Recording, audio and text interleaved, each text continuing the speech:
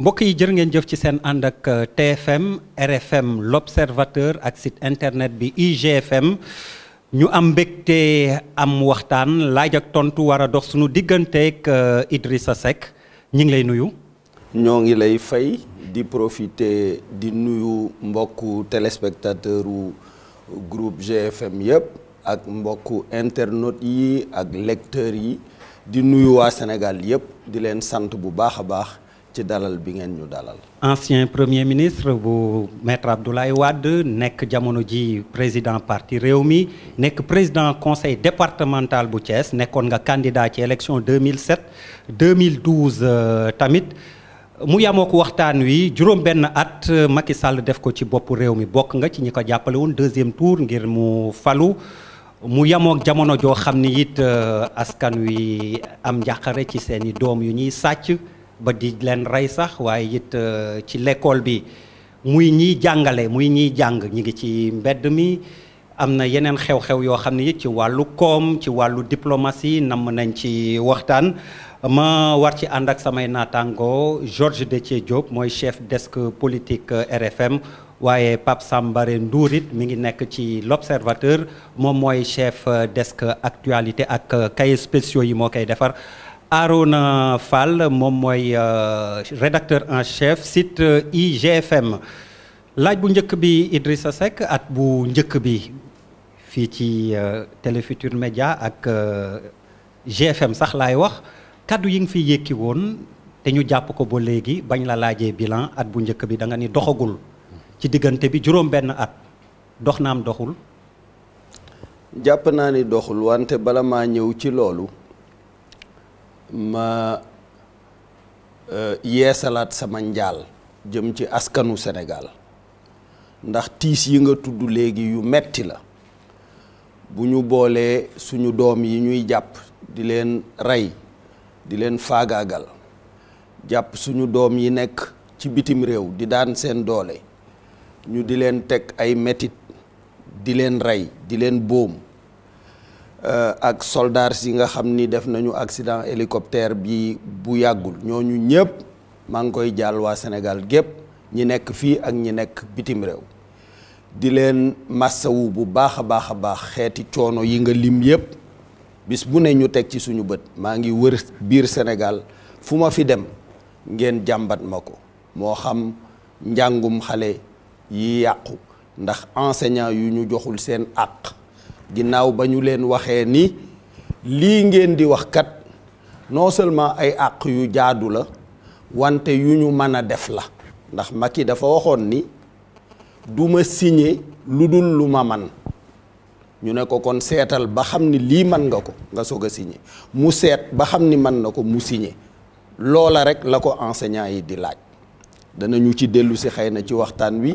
mais loolu nekk tiis bu doy waar parce que njàng mu yàqu moom loolu day nërmeelal am réew day nërmeelal économie ndax économie bien bi ci ëpp doole ëpp ci importance mooy xam-xam ci dunduk nit sax lépp lu ngeen di liggéey kàttan la ak xam-xam lu ci xam-xam gën a saf valeur ba di gën a rëy kër gi ay maçon ko tabax ak architecte bi ko dessiné moo ëpp xaalis maçon bi mooy jëfandikoo kàttan kële mooy jëfandikoo xam-xam sa micro yi ak seen ordinateur yi ñiy defar logiciel yi maanaam ñi ciy dugal xam-xam ñoo ëpp alal ñiy toog di dajale pièces yi di yendu ci usines yu tàng yi ca Chine ak yooyu donc xam-xam moom dañ ko war a vraiment fonkeel goo xam ni dafa war a jéggi dayoo féete lépp kaw yàlla sax bi mu ñu bëggee teral wax malaaka yi ñu sujjootal ñu justification ba mu leen jox daf ni wa allama aadama al asmaa kullaha xamal naa aadama lu jar loolu donc xam-xam dañ ko war a fonk te xam-xam ñi koy joxe mooy enseignant yi bu seen xol seddul walla joxuñu leen seen àq njàng mi du baax même boo amul woon abri provisoire nga am ay classes yi gën a rafet am tableau yi gën a rafet am ordinateur yi gën a rafet te amoo enseignant motivé doo am njàng mu baax kon wax nga ko bilan bi dama leen a waxoon ni lii ma seen muy dem de doxugul ñu dox léegi juróom-benni at benn at des ci li ma bëgg a ñaan Macky Sall mooy at mi ko dese na ci jubbanti loolu rekk a fi xaj jubbanti ci dawal ci yërmande ci nit ñi dawal ci yërmande ci opposant yi def fi lu baax loo xam ni dana rafetal mandat bi moo fi xaj ak takki bagaasam ñaar yooyu rekk a fi xaj leneen xaju fi bu mu fi jéem dara. kon da nga foog àddina bi yëpp. da nga jàpp ni dara baaxul ci li mu def te narul am. beneen non non du ma wax ni dara baaxul ci li mu def. déedéet am na yu mu def yu baax mais dama wax ni globalement. puisque boo dee def bilan da ngay wax li ëpp solo xam nga li ëpp solo ci bilan bi mooy lan mooy li sénégalais yi jàpp mooy président de la république kàddoom wérul lu mu la wax jaruta dóor sa doom loolu dafa garaaw njiitu réew mi kàddoom wérul wax na ni du ma def 7 ans 5 ans lay def deñ mu deñ wax na ni du ma jël décret nommé sama frère def na ko donc lu mu la wax rek mu deñ ñaareel bi justice nga xam ni moom ku jaaxle ci moom ngay dem ku ñu tooñ rek foofa nga yaakaar àtte même Macky Sall buñ ko tooñee amul droit yónni ay nit ñu fajal ko day dem porter la plainte offense au chef de l'État wala justice a koy fajal donc justice moomu mu nërmeel ko ba nit ñi jàpp ni justice mii kat moom da koy jëfandikoo pour xeexe ko ay adversaire am aare ko ay waa këram lu leen neex def dara du leen ci fekk keneen ku dul waa këram loo def ñu dal ci sa kaw ci dalin woo xam ni du méngoo ak yoon or loolu li ci doy waar mooy gis nga investisseurs yi ñuy wax nga xam ni bu ñu ñëwul emploi du bari bu ñuy dem cib dëkk ñaar ba ñetti question rek la ñuy poser seen bopp benn dañ naan ndax fee bu ma fa defee sama alal du tàkk ndax wóor na am na sécurité ndax bu ma fa dugalee sama alal ji yóbbu fa samay emploi yóbbu fa samay njaboot xëy na ndax du tàkk ci sunu kaw ñu soog a dem ñaareel bi ndax bu ñu ma fa tooñee ñamay àtte jub nañu wala ñu ñuy neexal lañu ñu ñuy corrompre lañu wala pouvoir politique mën na leen a jox ndigal ñu def et cetera loolu mooy ñaareelu question bi gën a mag après loolu seulement la ñuy laaj naan lan mooy sama payback c'est-à-dire bu ma dugalee 100 francs kañ la 100 francs yi di ñibbisi ci sama poche ensuite lan mooy return on investment c'est-à-dire bu ma dugalee 100 francs ñaata gone la may jural est-ce que 10% la est-ce que 20 la est-ce que 15 après nag ñu comparer ci àddina bi ah fii moo gën a wóor moo gën a wér par exemple bu ñu ñëwee ci sous-région ouest africaine dañ naan attention Côte d'Ivoire bon c'est vrai bari nañu ay koom et cetera mais seen xeex bi ak guerre ya fa amoon Mali terroriste yaa nga fa nangam Sénégal daal musta am coup d'état musuñu faa dégg xeex bu ñuy wax ñii daal vraiment ay niti jàmm lañu nañ leen dem foofu daal bakkane na loolu la ñuy wax donc démocratie loolu lay jariñ moo tax ñoom ñu teg fi seeni ambassadeur ñu ñuy xool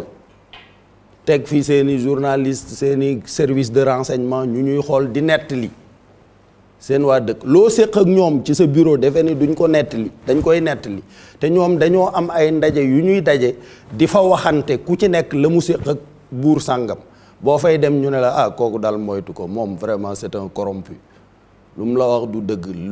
lu mu def ci poosam rek ko intéressé waa réewam ñoruñu ko yéen a ngi dégg temps yëlee Trump loolu mu wax gars yi di kaas pays de bugguma tudd baat bi ndax tegginuwul kenn mënu cee yegg mais ay waxtaan laa ki rapport bu ñu ne Macky Sall pétrole bi waa réewam moom làqatu na service am tere ko mu bañ jox ko frère ba musuñu koo xamal gas pétrole musuñu koo xamal usine journaliste la woon après mu dem ca ambassade ba lu yoonam ci pétrole mu ànd ak timis lii lañ ko xamal ñu jox leen suñu pétrole ñu jaay ko ay milliards ñoom xam nañu fa milliards ya jaar ak ku ca jëfandiku loolu day gàkkal deru Sénégal donc bilan bi doxagul woon laa wax léegi nag leer na ne doxul baykat yi xam nañ ko ñoo ngi jal seen gerte tiim ko mënuñu koo jaay amuñu usine yu ko nal xale yi di ca liggéey ñuy yaakaar chinois yu ñëw chinois yi ne ñun ñëwuñu donc ñooñu sonn nañu góor gii nga xam ni am na plus de 60 ans Ablaye Wade diggoon ko plan Sésame léegi bu demee hôpital dañ naan gu góor gi yow kat c'est gratuit wante ñii dañ fee bari bor boo demee CMU yow kat ki la fi yebal daa bari bor mënuñu laa faj ndax ñun bu ñu continuer di la faj te ñi tax ñu lay faj fayuñu dootuñu am lu ñu fonctionner dañuy dee dañuy daanu mutuelle de santé yi loolu la ñu ma wax du samay waxi waa Sénégal lay jottali puisque dañ ne ma yow daal seetlu nañu ne yow moom boo àddoo rek république bépp yëngu ñëpp di tëb di tontu kon nag boo ñu waxalee danañ la dégg premier ministre dana ci àddu premier ministre lan la wax sànq ci seen rajo bi daf ni d'accord na pour ñu def commission parlementaire gëstu pétrole bi loolu la leen wax. loolu la wax moo tax ma ni Déthié Fall dès lundi na nga consulter ci guddi gi les non inscrits ak waa opposition beeg PDS mais yow dès lundi na nga déposer commission parlementaire boobu ba xam wér na am déet comme ça li ñu mënula leeral ci mbedd mi nga xam ni buñ ko defee ñu ŋàññuñu ne du ñu homme d'état commission booba bu taxawee ñu wax ko fa lu bari dana leer comme premier ministre engagé wu na ci nag bu mu fi nekk nag naan woy Macky ba ma koy wax yëgaluma ko Macky d'accordul ak majorité bi d'accordul wax na ne nañ ko def comme ci misaal politique wax nañ ko lu bari ci première partie bi yaa ngi waxu pétrole loo xam ci accord yi am diggante Mauritanie ak Sénégal ndax gis nañ ni waaw li ma ci xam lépp mënuma koo wax puisque homme d'état day xam lu bari lu mu dul sañ a wax. mais am na lu ci askan wi war a xam. waaw non askan wi lépp la war a xam. exactement constitution bi waaw mais man falagu leen ma ki ngeen fal ngeen koy laaj bu ngeen ma faloon man du ma def dara lu leen ump ci loolu puisque damay sàmmonte constitution bi lu bees li ci nekk Macky Sall la ko ci dugal moo ni léegi ressources naturelles yi peuple bee ko moom gestion bi dafa war a transparente c'est-à-dire waratuma cee def lu leen ump lii la constitution bi wax. yow ci say wax waa defal ndànk ma eggal ci lii mu wax puisque dafa am solo c'est-à-dire que comme constitution bi moo wax loolu na sàmmonteeg loolu na def li constitution bi wax moom mooy gardien de la constitution mooy maa ngi def kat ci seen alal lii laa ci def lii laa signé lii laa nangu dégg naa ci seen waxi premier ministre bi mu ne woy à peu près 50-50 la mais luy 50-50 gaz bi xam nañu nu mu toll Macky Sall la ko gën a xam ba ko américains yi di étudier di war a defar pipeline bu jóge Kayar dem ba Espagne branché wu ji ci pipeline u européens yi Macky Sall ma nga woon Petrosen chef de division di gérer ressources yi lu ci xew xam na ko lu mu ci def moo ko tey xam na li ci xew lépp donc gaz bi dafa am Sénégal am Mauritanie ñaari ponkal yi ko séq BP ak Cosmos ñoom lii seen intérêt la ñuy sàmm ñoom seen intérêt mooy bu ñuy investir li ñuy investir bu mu bari na néew moo tax ñu ne du ñu gas ñaari teen du ñu gas Sénégal gas Mauritanie dañuy gas Mauritanie bu ñu gasee Mauritanie di pomper gazu Sénégal ndax gaz moom boo ko ubbilee yoon rek mu jaar ca la ñuy pomper ñu ne bon pour commencer daal comme ñoom lu yomb rek ci ñoom la ñu bëgg bon d'accord leen rek yéen ñaari réew yi Aziz ak Macky waa signé leen fii rek wax leen ni ku nekk dina am 50 léegi bu ñu demee ba xam chiffres yi dëgg def compteur yi ñu équilibré waat def lu équitable c'est-à-dire li war a nekk yow ñoo séqoo ay tool sama tool am 20 hectares sa tool am 10 hectares nga ni ma nañ 50-50 loolu jub na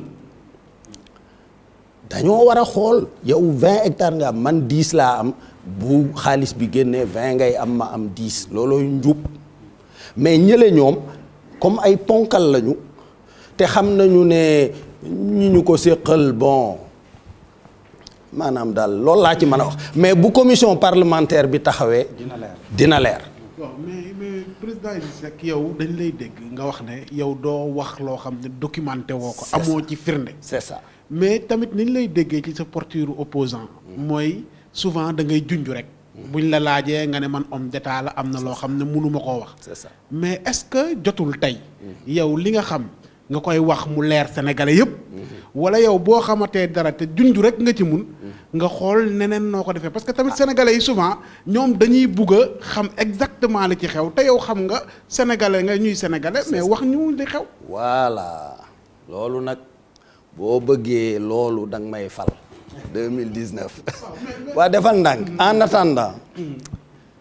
dama lay wax ne lii sama responsabilité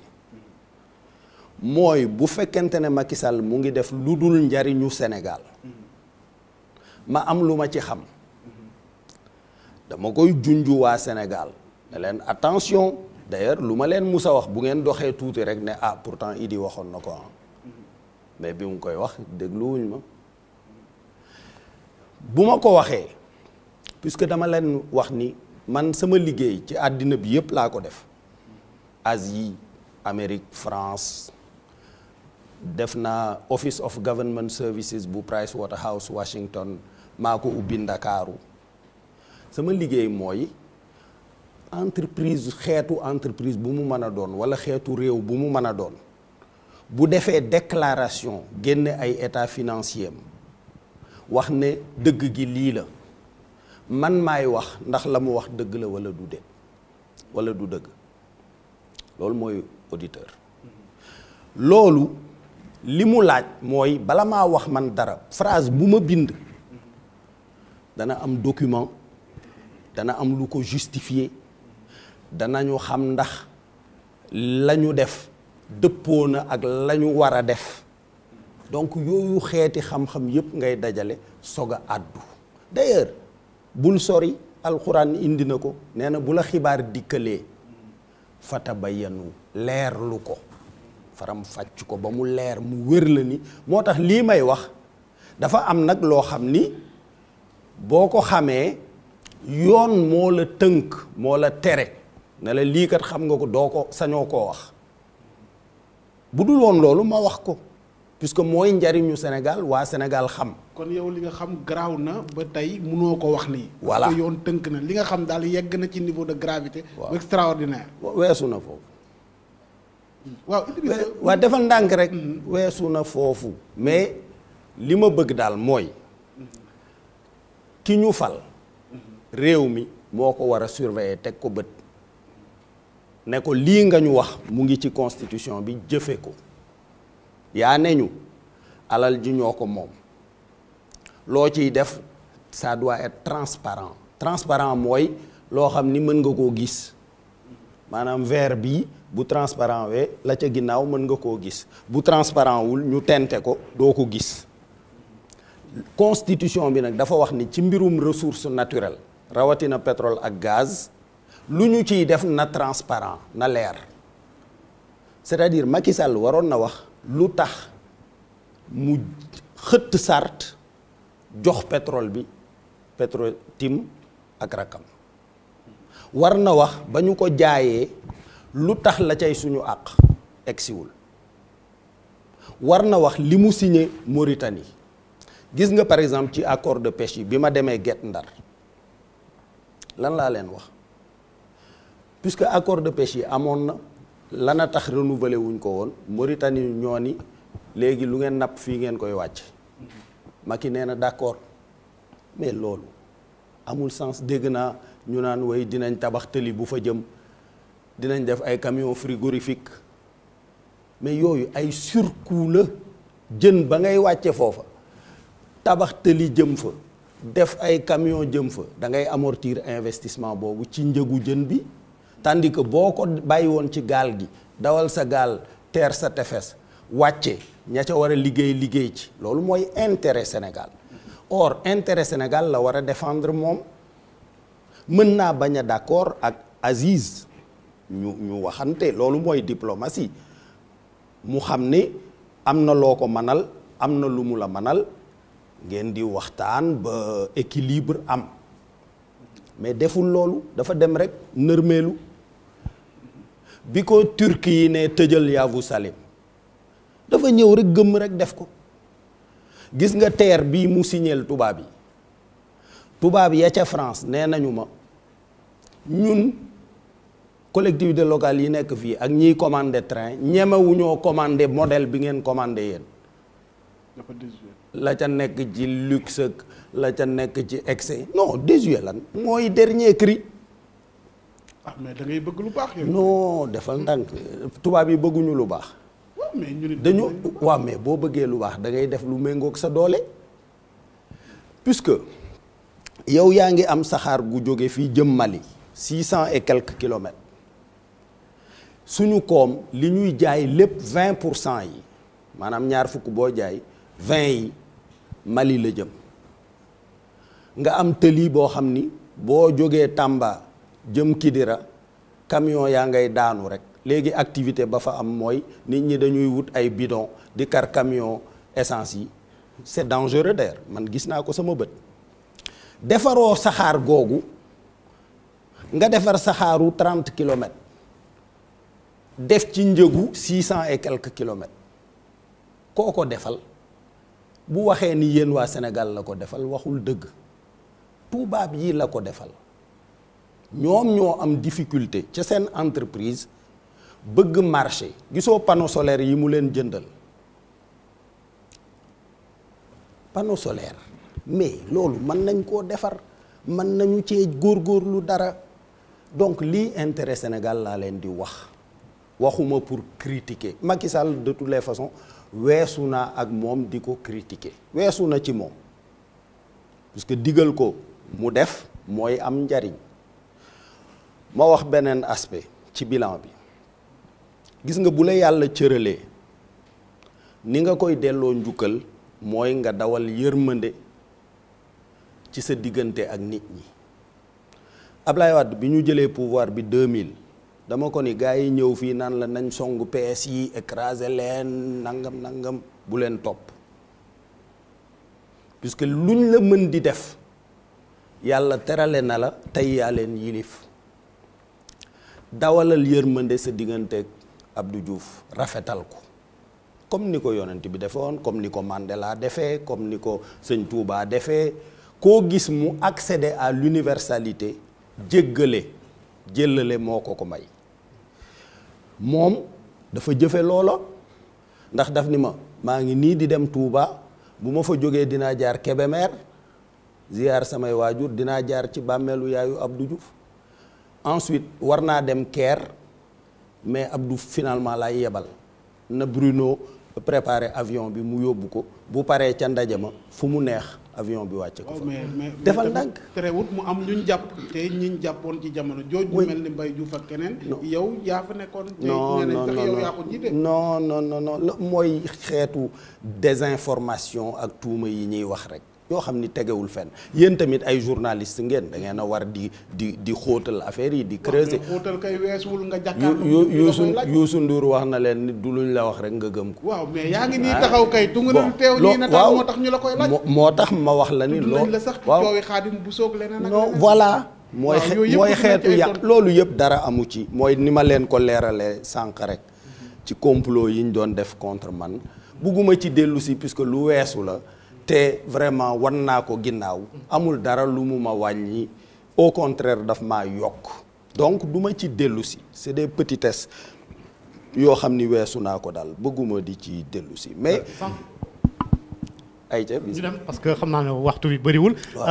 sànq wax nga lu jëm ci wàllu transparence ni Macky Sall di doxalee waaye yow itam askan wi nga xamante ne yaa ngi laaj seen i baat bëgg ñu fal la njiitu réew mi am na li nga xamante ne itam xëy na bëgg nañ koo xam ci yow saa su ne ñu ngi lay jiiñ ne sa alal fii la nekk ak fële la nekk yow est-ce que jotut yow Idrissa Seck nga fësal sa patrimoine nit ñi xam loo am ak loo amut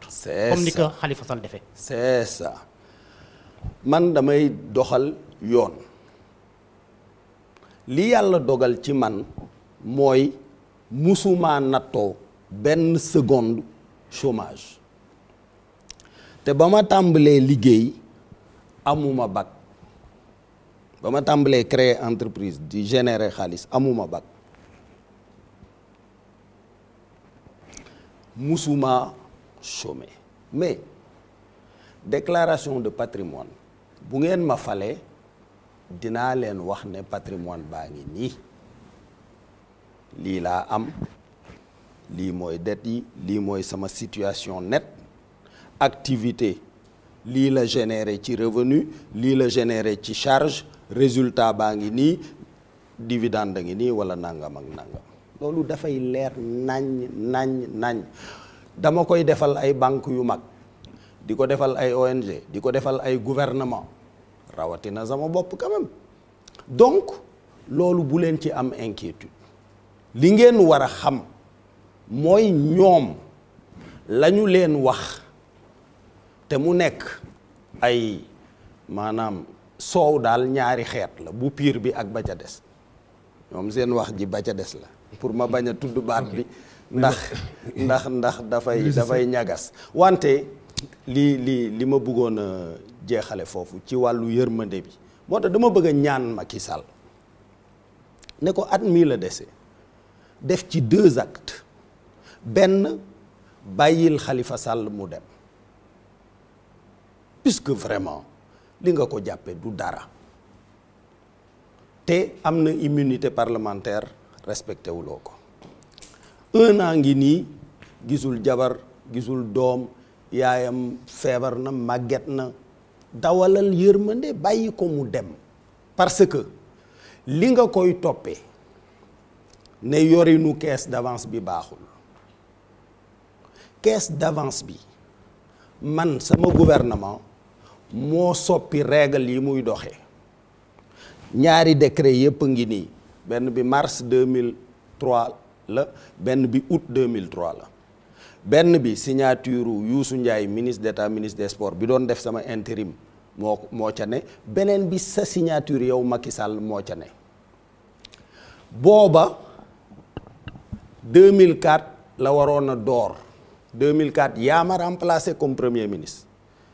2004 2005 2006 2007 2008 2009 ñu soog laa dàq 2012 nga ñëw ci réew mi ba 2017 nekk nga président nekk nga premier ministre te tëjoo caisse d'avance bi kon am nga ci responsabilité ak lu ci man di xew juge bi d'ailleurs loolu la war a xool puisque ki nga xam ni moo am responsabilité war a doxal règle yu bees yi nga xam ni yaa ko signé mu ngi nii décret yaa ngi nii mën naa leen koo wan waaw am nga ci responsabilité mais loolu yëpp politique la rek puisque bu àndoon ak yow nangoo topp sa ginnaaw doo ko teg li nga ko teg donc dawalal yërmande nga bàyyi ko mu dem puisque ñëpp xam nañ ne le 30 mars li ñuy décider yaa koy décider. mais 30 mars boobu. ñaareel bi dañuy xaar délibéré. waaw ñaareel bi man xaaruma délibéré Macky laay waxal xanaa am naa sañ-sañu wax ak moom. léegi ñu bëggoon laa laaj ne ko na ko bàyyi mu dem ñaareel bi na juboo ak Ablaye Wade xam nga man li ma Ablaye Wade tegu ko Macky Sall ci tiis parce que Macky Sall ci complot bi moo doon comploteur en chef moo ko gëmloo ni Idi day coup d'état rampant coup d'état debout Mahmoud Saleh jaar fële moo ko gëmloo ni Idi dala enregistré waxi neen moo ko gëmloo ni Idi am na alal joo xam ni kenn xamul nu mu toll denc na ko ci àddina bi mën naa coup d'état mën naa sax jënd ay mercenaires etc yooyu yëpp tiital ko ba mu dal sama kaw gis nga bi ma demee dik commissaire bi enquête ba pare ne vraiment fii daal chantier de Thiès yi ñuy wax gisuma fi lu ñu toppee waa ji ne ma toogal ci bureau bi ma xaar procureur pour nga ñibbi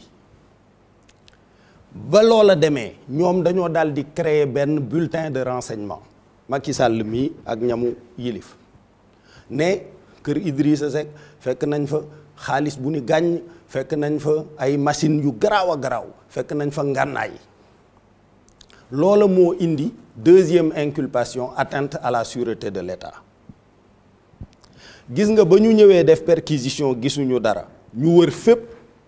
gisuñu dara bañ demee di rendre compte Ablaye Wade dañu leen may yéen mais xanaa bu ngeen di inventé sax ngeen def ci lu vraisemblable ndax yi ngeen ko jiiñ yéen am ngeen ko mënoon ngeen ko fa déposer sax photo ko walla filmer ko walla fekk fa ay nit mais lu leen gëlëmloo ba defuñu ko yàlla mooy aar doomu aadama bu la teralee def la chef d'état bu duggoon fi mu nekk nii ci salle bi maay njëkk a jóg bala maa toogaat mu toog yéen ñëpp da ngeen di jóg bu waroon a jaar ci tëli bii surtout Alaaji Maalik ak surtout Sëriñ Tuubaa ak surtout Njaasaan Limaamu ñëppay taxaw ba mu jàll mais teraanga jooju doy na pourquoi ngay jël doole jooju nag di ko xeexe ay nit di fayonte di revanche di rancune tey dinaa ko def nii dinaa ko wan ni du ma moroomam je vais l'écraser je vais le réduire à sa plus simple expression non na dawal yërmande na bàyyi Xalifa mu dem na bàyyi Karim mu ñibbisi au moins bu defee loolu danañ fàtte ñaawteef yi puisque yàlla moo ko wax innal xasanaat yuzhibna sayyi'aat jëf ju baax li tax mu baax mën na doon combustible buy lakk jëf yu bon donc loolu laa koy ñaan. ci tënk mbirum Khalifa Sall ak Karim Wade boobee ndax mën nañ jot ne yow bu fekkee ne fal nañ la njiitu réew très rapidement. buñ ma falee le lendemain. nga xalaat Khalifa ñibbi këram bu dee dañ ko condamné ab loi d'amnistie. non xam nga jarul loi d'amnistie Karim Wade CREI gi ko téye CREI moo baaxul man damaa bokk international libéral Macky Sall mii bokk ca Alassane Ouattara bokk ca man vice président laa ca Alassane Ouattara vice président la Macky nekkagu ko wante ca la bokk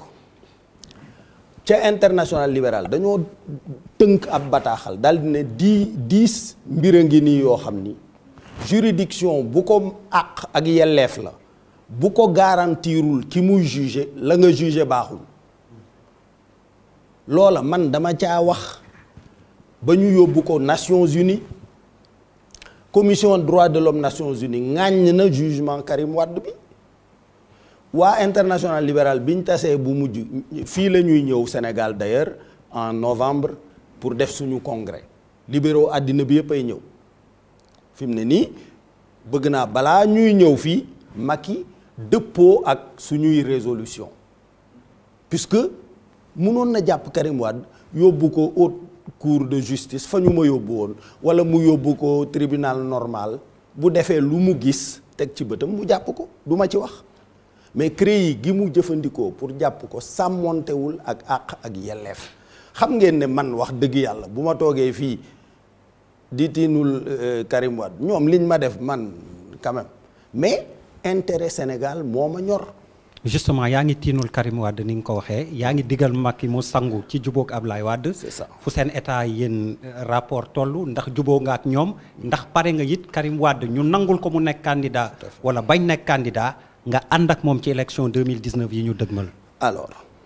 jubóo nañu ci wàllu famille xam nga yaa ngi wax léegi naan sama tableau yi Viviane Wade moo ko fi def 1992 bi may jënd kër gi boobu ñu ngi ci opposition te jëlewoo ko fi ba léegi. voilà te jëlewuma ko fi ba léegi sculpture yële Serigne Mbaye Camara Viviane Wade fii la daan yendu di ma meubleel sama kër di jóge këram di yendu fii donc en tant que famille juboo nañu c'est-à-dire li ma wax Karim wax ko Wade mooy sama xol bii lu yéwén rek la leen ëmbal du point de vue politique nag man damaa xam Ablaye Wade ni ma ko xamee defe naa ni ñu bari xamewuñ ko noonu Ablaye Wade lu mu bëggal boppam manal ko boppam du ko sant keneen même bu amee 200 ans yàlla na ko am te mu ànd ak wér du ko sant keneen li ma leen wax nag mooy ñu ànd ak bañ a ànd, mu jàppale ma ak bañ maa jàppale, bu ma yàlla joxee man lii ko Macky Sall toroxale danaa ko saafara, danaa ko yëkkati ba mu doon Mandela, dama ko yéene woon. Alors Idrissa Seck déglu nañu la pendant pratiquement 30 minutes mais yow li ngay wax ni vraiment ça fait dara leerul quoi hein. kii de ab APR boo ko seetee ba foofu. xaw APR la xaw ko réew mi la mais laaj na la léegi accord secret yi nga ci xam nga wax ko nga ne tant que falaguñu la président doo ci wax. ñu ne la déclaration de patrimoine nga ne tant que falaguñu la kii yow mais ça fait leerul. lu tax ñu war laa fal président est-ce que Idrissa Seck bu ñu xamoon. est-ce que Idrissa Seck boobu changé na. ah waaw changé na bu wér a wér d'abord loolu ñu wax ñoom ñoo ko wax baal naa leen d'ailleurs mais je pense que munoo alquran nekk ci sa dënn ngay rëy wala ngay xeebaate munul nekk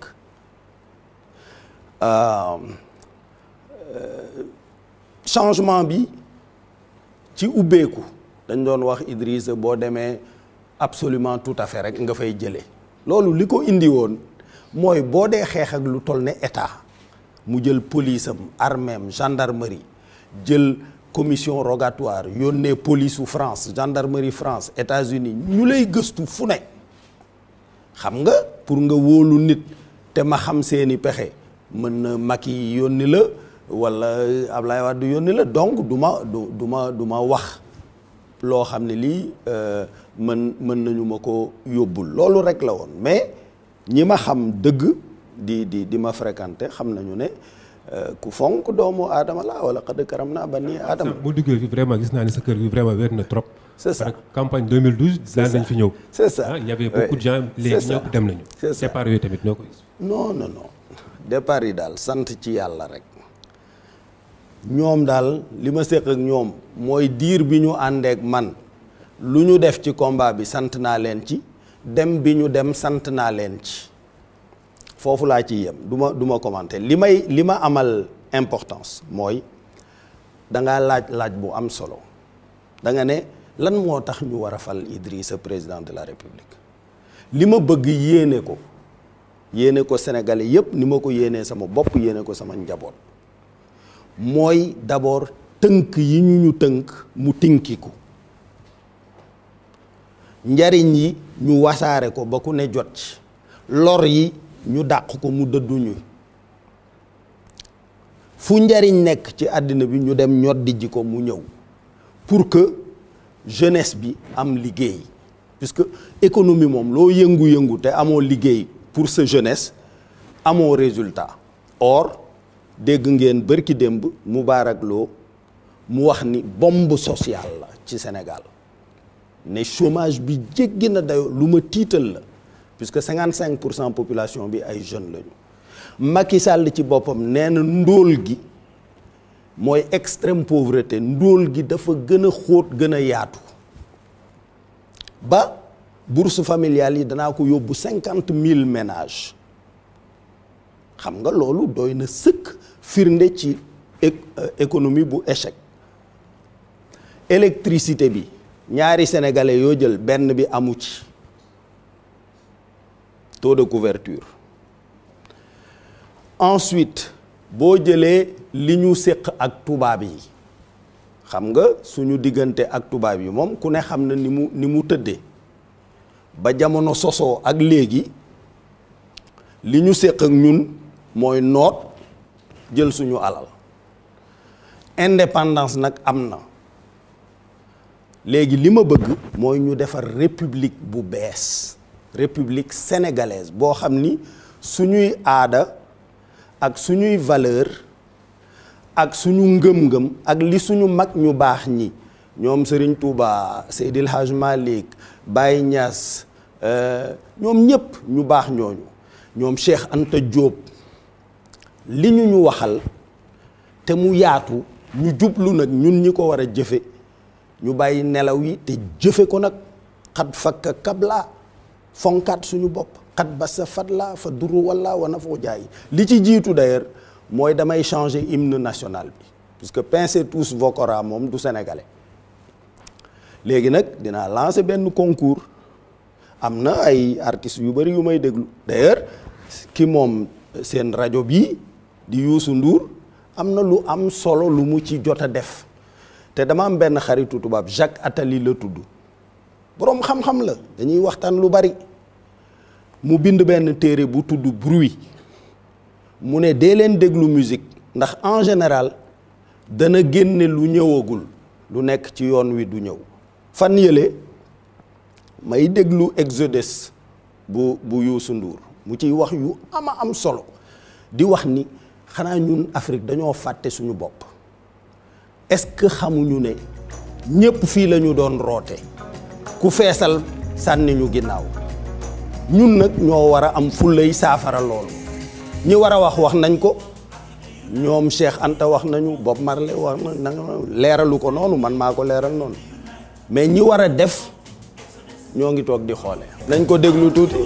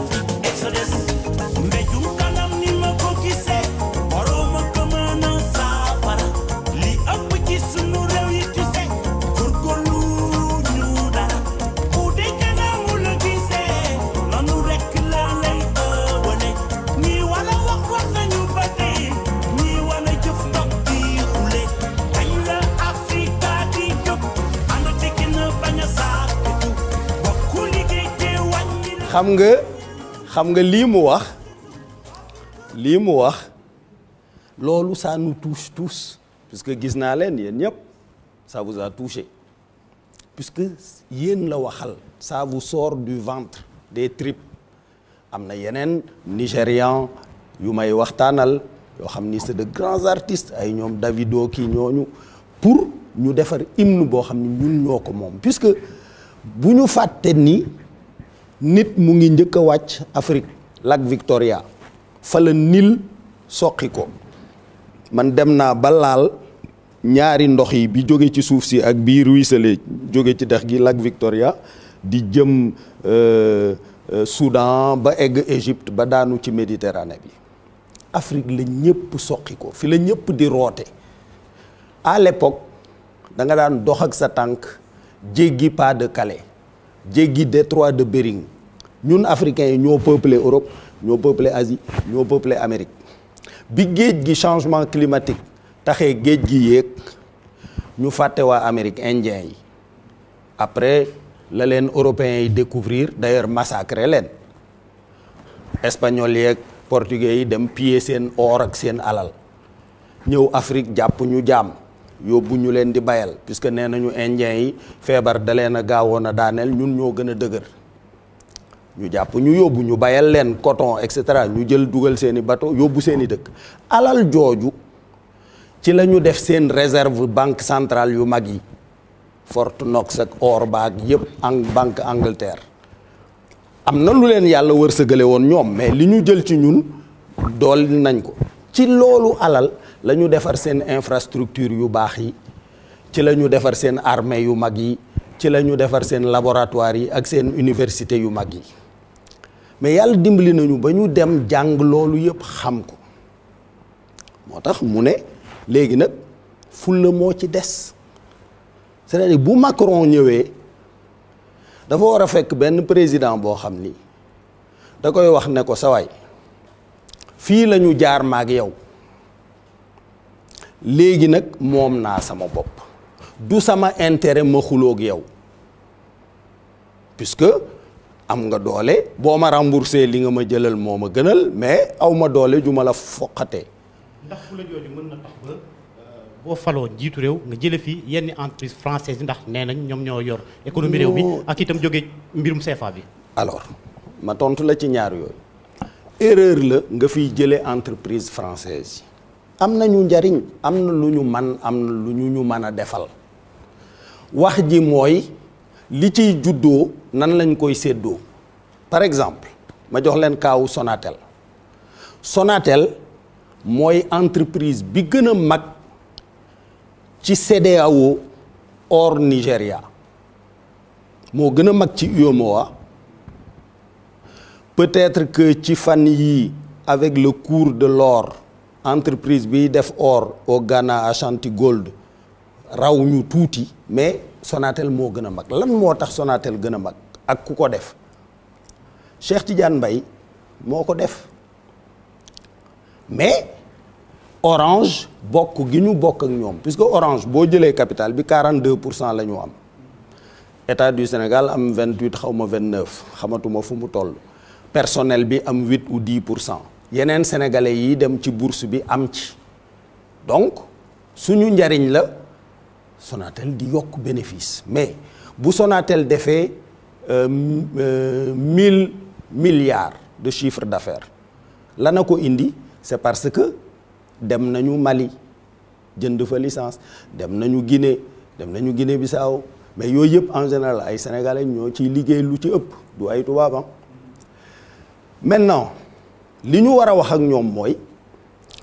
gis nga business boo defee sa compte d'exploitation dafa am lu ñuy tuddee EBITDA earning before interest tax depreciation and amortization c'est-à-dire mooy tubaab yi ñoo ngi koy wax excédent brut d'exploitation c'est-à-dire nga xam ni fayagoo frais financiers fayagoo impôt fayagoo ay provisions defagoo sa amortissement loolu Sonatel tey 2017 am na ci 453 milliards dañ koy séddoo après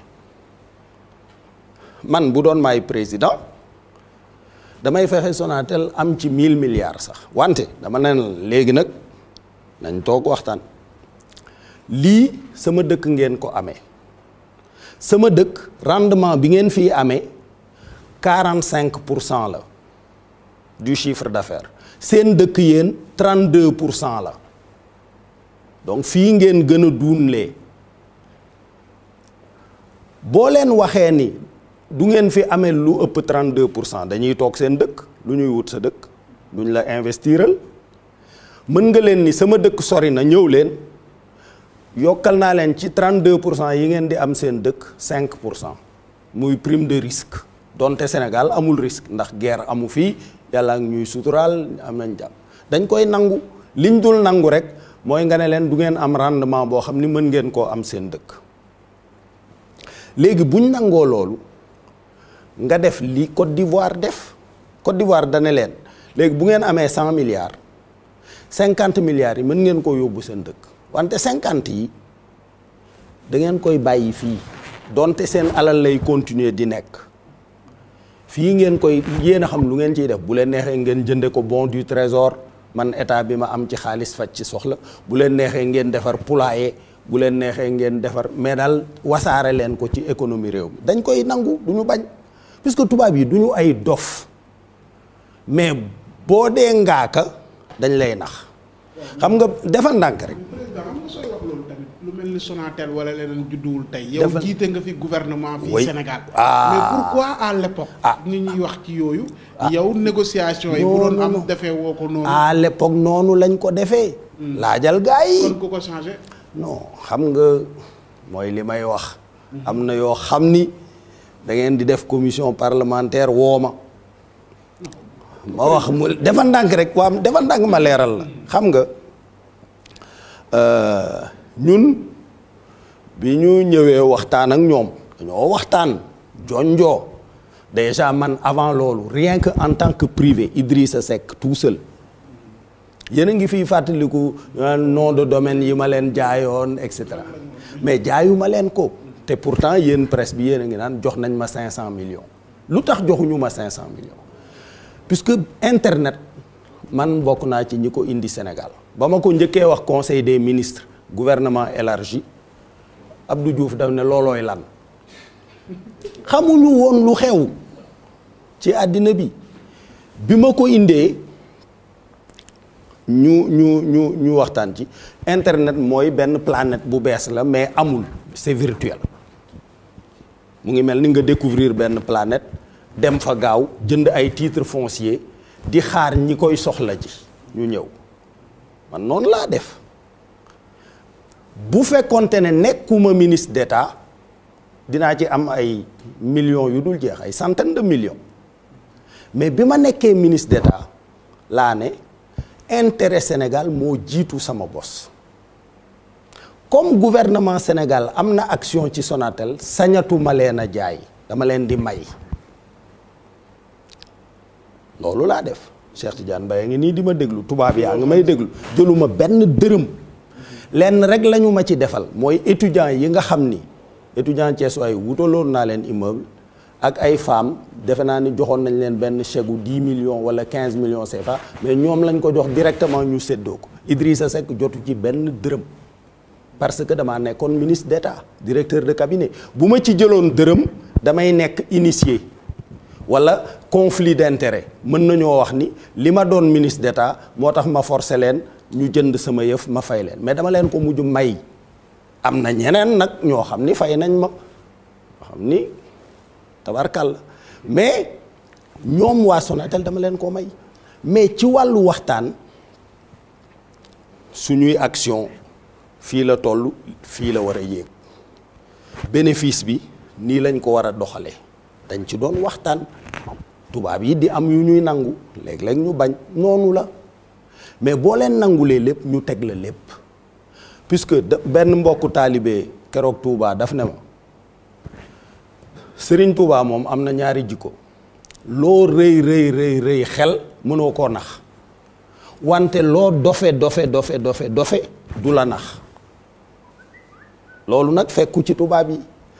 yi boo dofee tuuti rek ñu nax la ba nuppi bàkkoo ko sax ne waaye yow ngaa ka bee day 10 la ma waroon a fay mais jël naa fa 100.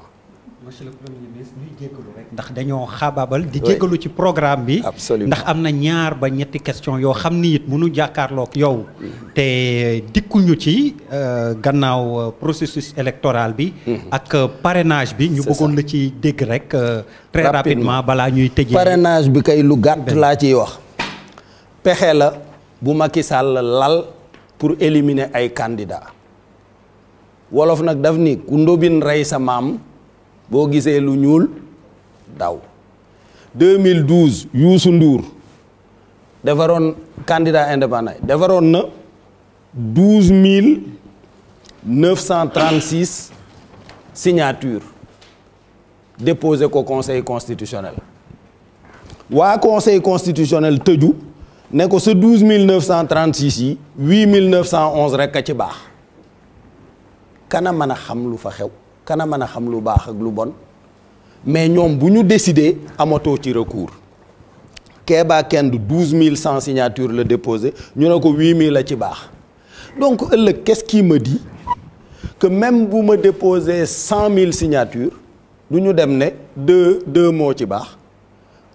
doo ko fekkee sa avocat du ko fekkee te bu ñu ko xisee dogal doo ci mën a àddu waaw lii jub na yow def nga ay pexe jël sa justice jël Khalifa Sall tëj jël Karim Wade génn réew mi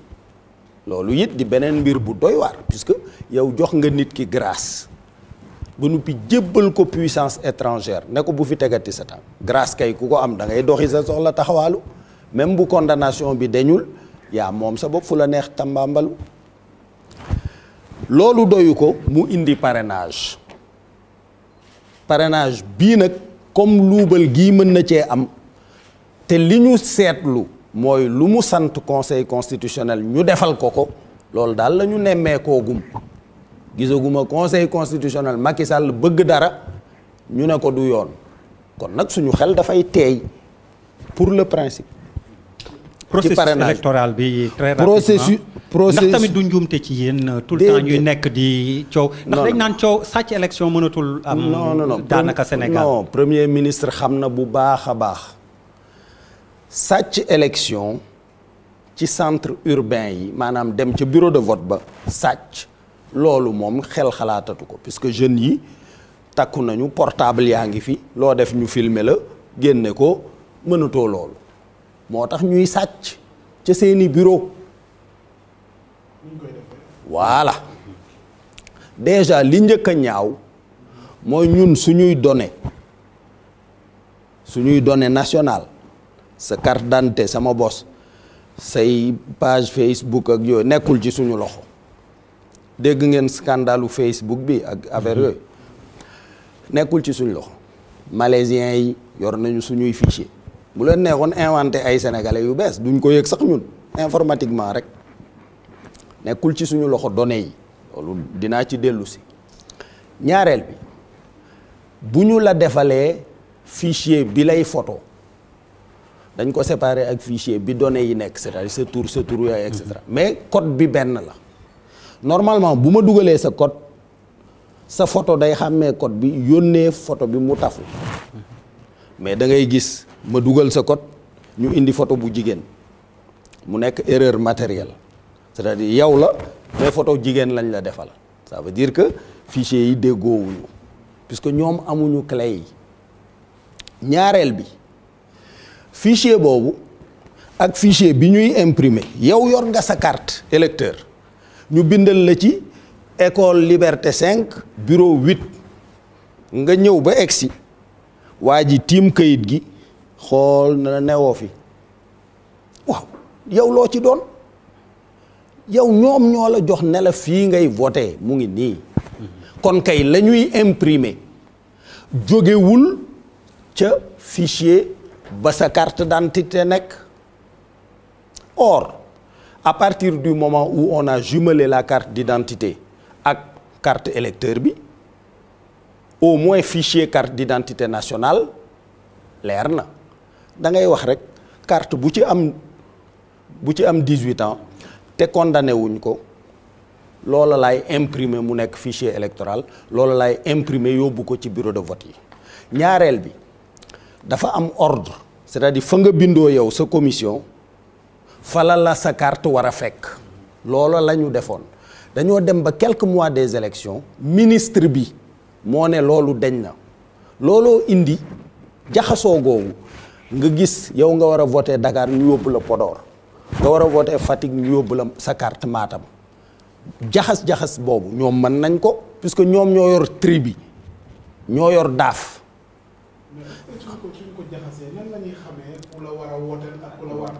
Voilà d'accord maintenant loolu nag dafa am ay instruments de manipulation dafa am ay sondage mën nga wax ni sondage bi Touba ñoom ñoo ma fay gagné am nañu 80 man 20 laa fa am Thiès am nañu 60-40 laa am léegi foofu nga xam ni wóor na ma ni damay perte lan laa fa man mooy perte bi néew nan laa koy defee mooy bureau bi 8 heures la war a ubbi naa fexe mu ubbi 13 heures carte yi war naa egg naa fexe oto ba paan xeeti càcc yu sew yooyu dañuy def moo tax ñu ne ministre de l'intérieur bi wóolu wuñu ko te moom wóoluwuma ko ci ministre de l'intérieur mais wóoluwuma ko ci pétrole bi ndax njaaxum nga ca Macky Sall def ci moom la jóge ma ne waaw waa defal ndànk rek waa defal ndànk rek waaye defal ndànk rek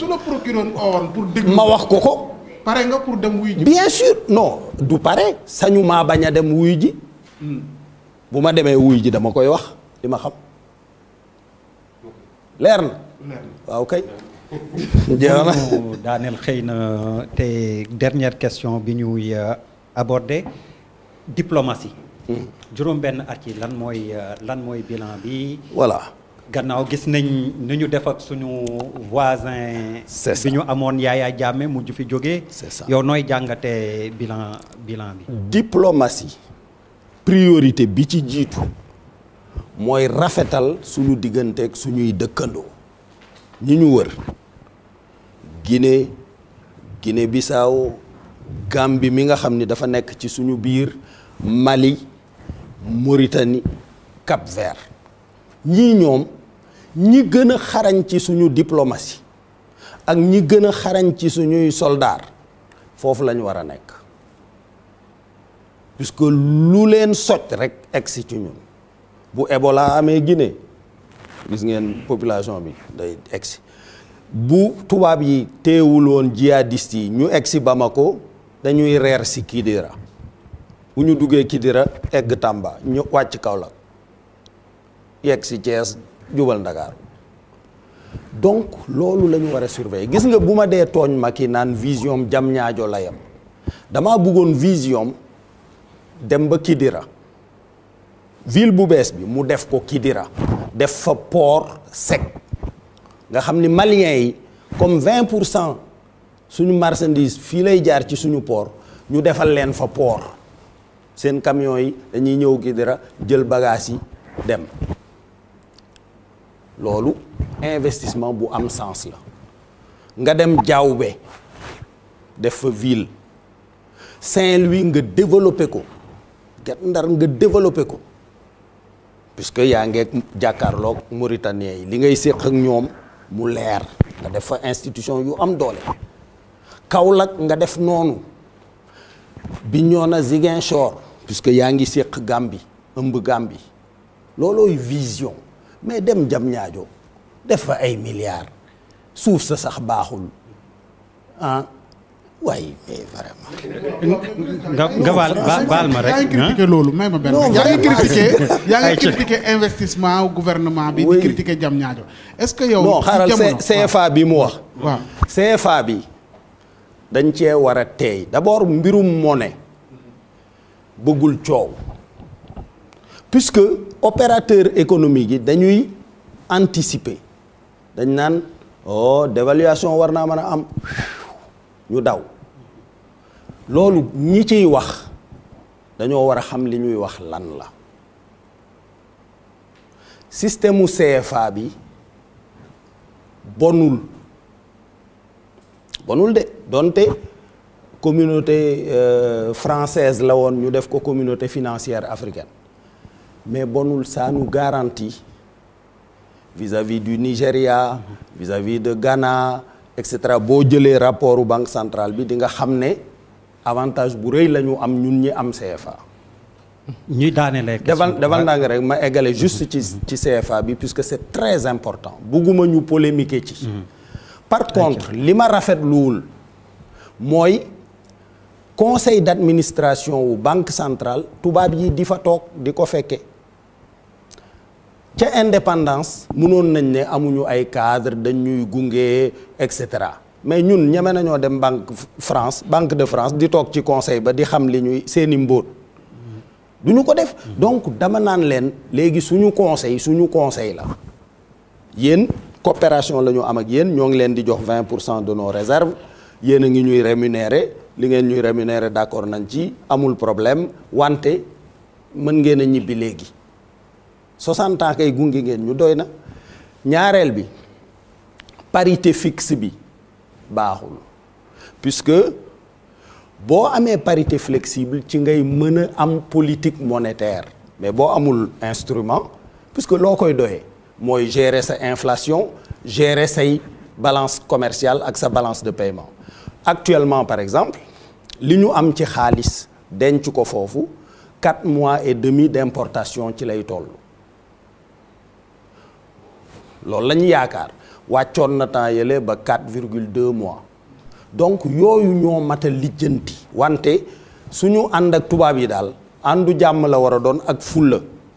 waxuma ñu tojante bopp waxuma ñu xeex ñun am nañu intérêt ci li ñu mën a indil wante coopération gagnant-gagnant coopération intelligente bu am fulla laa ci bëgg. monsieur le premier ministre ñuy daaneele rek ni nga ko waxee léegi comme ci diplomatie la doon wax. nga ni lu leen wokk xuri ñu xaw ma. am na daal noo ko voisin yi France it noonu lañ mel ak ñoom te mu am xew-xew boo xam ni dañoo dab. laaj boobu rek la ñuy tëjee ak Nicolas Sarkozy. coow li ko topp ci Libye. d'abord boo demee Mali boo demee Niger boo dem alal ji daf ko fa daan sotti muy équilibré ba nuppi Libye dëkku arab yu bari d'ailleurs xam nga yonent bi rek sallallahu alayhi wa sallam moo boole arab yi ñu doon benn mais ñoom ku nekk ak sa tribu nga am sa tànt fële xeex ak guerre rek ku ëpp doole nangam na Libi noonu la menoon Kadhafi moo ñëw unifier ko téye ko léegi nag tas na ñii jaar nañu fii ñii jaar fii lu neex waaye mu def loolu je pense que du intérêt Sénégal du intérêt Afrique. Idrissa Seck jërëjëf mbokk yi àndoon ak ñu nit jërë ngeen jëf laaj ak tontu gi dox sunu digganteeg ancien premier ministre président parti Rewmi président conseil départemental bu Thiès it ñu amoon mbégte àggee leen ko Pape Abdoulaye Der coordonnateur des rédactions TFM àndoon ceeg Georges Déthié Diop ànd ceeg Pape Sambare Ndour ànd ceeg Arouna Fall jërë ngeen jëf. jërëjëf merci beaucoup.